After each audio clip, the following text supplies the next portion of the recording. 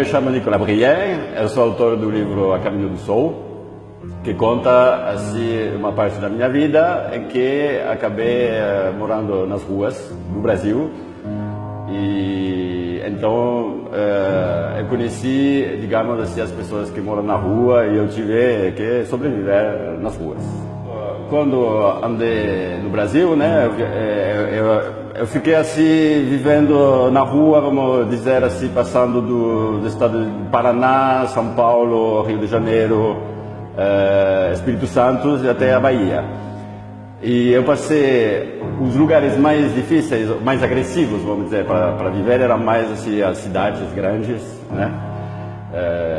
Onde tem mais pessoas que precisam. E é verdade que para, por exemplo, pedir comida é bem mais simples assim pedir comida numa cidade pequena do que em São Paulo, por exemplo, onde realmente quem mora na rua é realmente excluído. Então, muitas vezes quando, por exemplo, eu queria pedir comida, por exemplo, nunca chegava falando eu quero comida, eu queria vender, ou tinha um pouco de artesanato, dos cartões postais que eu fazia, e para propor isso como uma troca. Então, muitas vezes as pessoas não queriam a troca, mas não era a maneira de não pedir, porque pedir é muito difícil para alguém pedir. Quando a gente começa a se desligar completamente da sociedade, que estamos realmente, que é a única, vamos dizer, a preocupação do dia, tem duas preocupações no dia. Primeiro é comer e depois achar um lugar para dormir. Uma vez que a gente já comeu e tem um lugar onde dormir, a vida é tranquila. Eu andava pelas praias, então eu sempre estava em lugares assim, bonitos, e comecei até a olhar as coisas assim de uma forma um pouco diferente. Por exemplo, quando passava horas assim sentado na calçada, assim, olhando as pessoas passarem. A gente tem muito tempo para pensar, o que é uma coisa assim que hoje em dia as pessoas que trabalham, que vivem, né, na vida moderna, como se fala, todas as atividades assim não deixam muito tempo de pensar sobre a vida, de observar. Na verdade, a gente assiste muitas coisas assim, mas a gente não observa.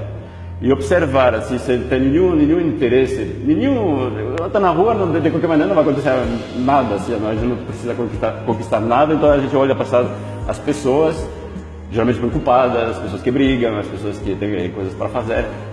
E quando está na rua, entra parece num outro tempo, uma outra dimensão, que parece muito mais natural, muito mais real.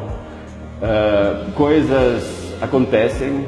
Por exemplo, uma vez estava com muita fome, e cheguei num lugar onde não sabia realmente como ia achar comida, e num banco tinha uns 10 pães quentinhos, assim, recém-comprados. Estava lá num banco. Olhei um pouco para ver se não era alguém que tinha esquecido, mas aparentemente não tinha ninguém. E já matei a fome. Mas são pequenas coisas, parece que quando a gente cai no fundo do poço, assim, o que eu aprendi assim, vivendo na rua é que só tem que esperar um pouquinho que uma coisa boa vai acontecer. A maior parte da população mundial vive de maneira muito pobre. Então, é interessante ver, por exemplo, pessoas que têm uma boa casa, que têm um bom computador, um bom trabalho, um carro. Desprezar uma pessoa que está na rua, por exemplo, é um pouco estranho, assim, porque eu acho que se, por exemplo, as pessoas que têm essa vida moderna, entre aspas, assim, talvez essas pessoas tenham muitas coisas para aprender sentado ao lado de uma pessoa que mora na rua e conversar com essa pessoa.